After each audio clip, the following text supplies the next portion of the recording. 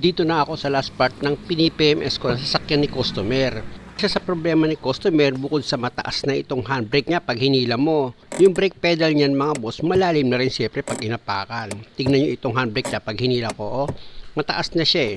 Pag ganyan mga boss ang nangyari sa sasakyan mo, mataas na yung handbrake mo pag hinila. Huwag kang mag-alala, madali lang yan, hindi ka dyan mahihirapan. Una, iangat mo itong gulong, i-jack mo siya. Tapos, pihitin mo muna itong gulong mo bago mo simulan yung trabaho. Pakiramdaman mo kung meron siyang sumasayad. Kung okay naman siya, o pwede mo nang tanggalin itong gulong. Pansinin niyo mga boss, di ba nung inikot ko yung gulong, masyado siyang pre-wheel eh. Yan lang yung patunay na yung preno mo, kailangan mo na siyang i-adjust kung makapal pa yung brake shoe. Pero pag manipis na, recommendation na yan mga boss para palitan. Sa pagtanggal naman itong brake drum, gamit ka ng socket wrench na number 30 para matanggal mo yung nut niyan. Ayan mga boss, natanggal ko na itong nut. Tapos, medyo paluin mo ng konti itong brake drum mo para makalugyan at lumuwag itong brake drum nang hindi ka mahirapang magtanggal, o di ba? Madali mong natanggal itong brake drum at kung makikita nyo yung brake shoe, makapal pa naman at itong brake drum niya, kita nyo yung dumi niya, oh grabe.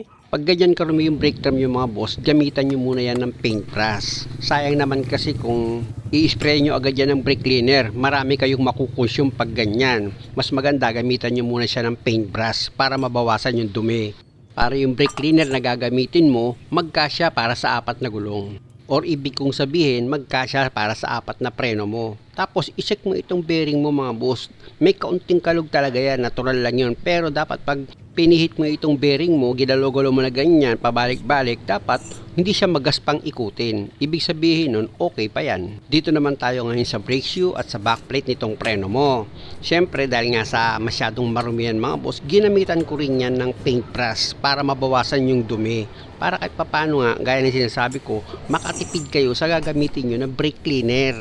Ganyan ang style ko mga boss. Pag nakita ko yung preno ni customer, grabe yung dumi, linisan ko muna yan gamit yung paintbrush. Pag okay na, gumamit ka ng basahan, punasan mo itong spindle niya.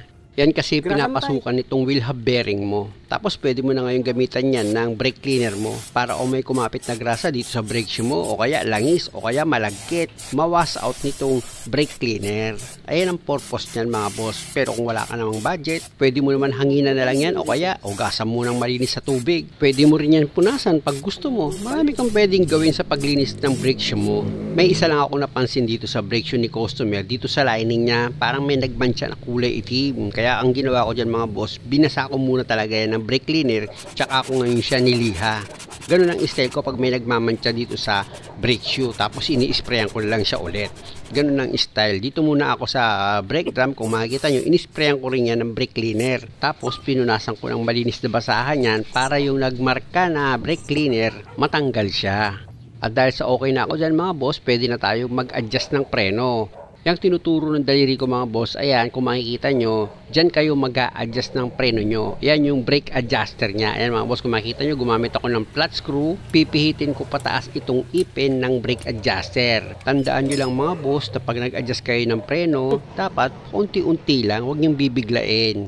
At dito naman sa spindle, pahiran nyo ng grasa yan bago mo ibalik itong brake drum. Ayan mga boss, nilalagay ko na itong brake drum. Pag naipasok mo na itong brake drum dito sa spindle nya, ayan mga boss, pihitin mo itong brake drum mo. Kung sa palagay mo, maluwag pa yung pagkaka-adjust mo sa preno, hilahin mo ulit itong brake drum mo. Tsaka ka ngayon gumamit ulit ng flat screw, pihitin mo ulit itong brake adjuster nya. Tansyahin mo nga lang ulit yung pag-adjust mo ng preno. Pag okay na, pwede mo na ngayon ilagay itong brake drum mo. Kung sa palagay mo parang paglagay mo ng brake drum, kumapit yung brake shoe, tapos maluwag mo naman siyang napihit, mga boss, okay na yon. Pwede mo na ngayon ilagay yung nut niya na number 30. Pag naipakapit mo na yan sa thread niya, itong nut, o pwede mo nang gamitan niya ng impact wrench mo. Higpitan mo siya ng maayos. Basta siguraduhin mo naman na maayos talaga yung pagkakahigpit mo. Tapos itong center cap niya, lagyan mo ng kaunting grasa yan. Tapos balik mo na yan sa dati niyang position, paluin mo yung gilid niya ng ball hammer hanggang sa lumapat siya. Tsaka mo ngayon i-check itong brake drum mo, ikutin mo yan. Kung sa palagay mo, pag inikot mo, bigla tumitigil siya. Ayan mga boss, o ibig sabihin niya, magandang pagkaka-adjust mo. Pwede mo na ngayon ilagay yung gulong. O di ba mga boss, simpleng-simple lang naman. Basic na basic. Alam niyo mga boss, kaya ako talaga itinuturo sa inyo to, para hindi kayo naiisahan. Naaawa kasi ako sa inyo eh. Minsan nagbubukas ako ng preno. Dahil ang reklamo ni customer, nung pinagawa niya yung preno, parang wala daw nagbago. Tapos ako yung kinulit para gawin ko yung sasakyan niya. At pagbukas ko ng preno, aba, grabe yung dumi. Tapos hindi naman siya na-adjust. Talagang wala nga nagbago, tama si customer. Dito na nga ako sa kabilang side, tanggalin ko na nga itong gulong. May masasaktan na naman kasi kahit hindi mo banggitin yung pangalan. Kaya tama yung sabi ng Diyos hindi ka naman hinahabol pero tumatakbo ka. Hindi rin naman binabanggit yung pangalan mo, pero nasasaktan ka. O ano ibig sabihin? Di ikaw yun. Kaya nga, bato-bato sa langit. Ang tamaan, sa pool. Tanggalin ko na nga itong nut dito sa spindle mga boss, gamit yung socket wrench na number 30. Check ko nga itong brake drum kung magaspang siyang umikot. Dahil okay naman, pwede ko nang hugutin itong brake drum mga boss. Pero dapat pinalo nyo ng bullhammer yan para hindi kayo mahirapan sa pagtanggal ng brake drum. Kita nyo, ang kapal ng dumi niya mga boss. Ayan yung alikabok niya, kasamang kalawang. Ayan kita nyo, ang kapal. Itaktak ko muna yung mga boss para mabawasan ng dumi.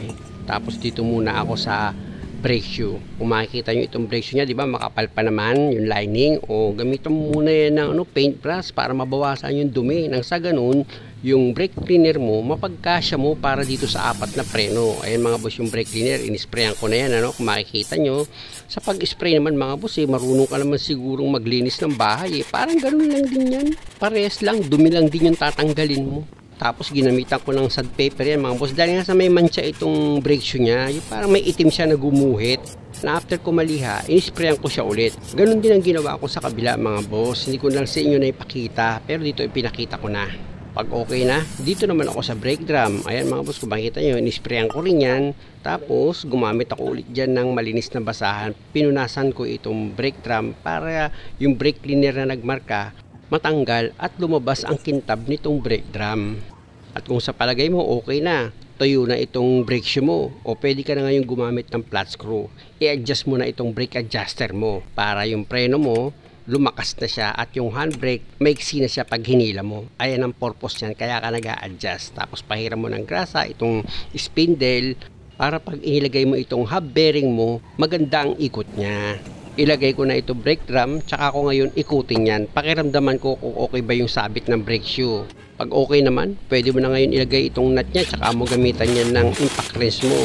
Siguraduhin mo lang na maayos yung pagkakahigpit mo, at pag okay na, itong center cap niya, lagyan mo ulit yan ng grasa kahit kaunti lang, tsaka mo ngayon siya ibalik sa dati niyang position, paluin mo yung gilid niyan hanggang sa lumapat itong center cap. Ikutin ko yan mga boss. Kung makikita nyo, di ba, okay na okay, pag pinihit mo, titigil siya. Okay yun. Ang mali mga boss, pag inikot ko yung brake drum, matigas o kaya sobra pa rin siya sa luwag. Parang hindi ka pa rin nag-adjust nun. Dapat pag inikot mo yung brake drum, iikot siya ng isang 360 tapos dahan-dahan siyang titigil. At dahil okay na ito mga boss at nilagay ko na itong gulong, nakita nyo kinalog ko pa rin yan tapos pinihit ko pa rin itong gulong para sigurado ako na tama nga talaga yung pagkakagawa ko at walang kalog dito sa gulong, at yung pagkaka-adjust ko ng preno okay. O i-check ko na ngayon itong handbrake. Dapat mga boss, pag hinila ko yan, medyo umiksi na siya. Ayun, di ba? Ganun lang mga boss, napakasimple. At sigurado naman ako sa sarili ko na kayang-kaya yung gawin yan kung ganitong klase yung sasakyan nyo. Muli, maraming salamat sa panonood. Sana nakakuha kayo ng idea, at kung maaari, huwag nyo naman sanang kalimutang mag-subscribe sa channel ko. Salamat!